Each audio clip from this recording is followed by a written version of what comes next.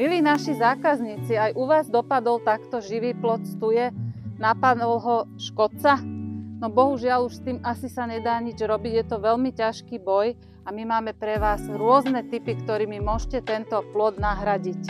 Takže prvým typom, pokiaľ chcete nahradiť opäť ihličňanom, je Cupressus arizonica, Cyprus arizonský. Je to veľmi dobrý ihličňan, ktorý rastie tak 2,5-3 metre, čiže netreba ho tak často strihať. Nádherne vonia a prirodzene si drží svoj tvar, takže toto je jeden z nich. Máme aj väčšie, menšie varianty. Tu je menší. Ďalšou náhradou ihličňana môže byť tis, ktorý je tiež nenáročný, vydrží dlhoveký, nerastie veľmi rýchlo, takže udržuje si tvar, nemusíte toľkokrát strihať. Takže pre predstavu tu máme aj vysoký, veľký tis, ktorý už vlastne zasadíte a máte hotový živý plod. Veľmi obľúbenou variantou je aj prunus, ktorý je v rôznych kultivaroch.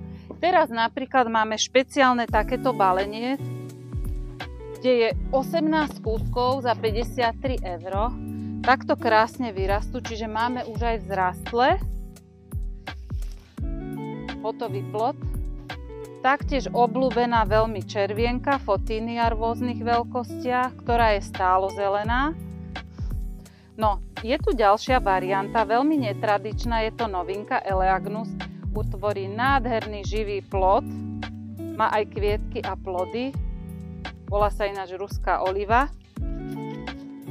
A taktiež ešte máme klasický vtáčí zob Viburnum 3,99, veľmi rýchlo rastúci, kto potrebuje, je ideálny na živý plod.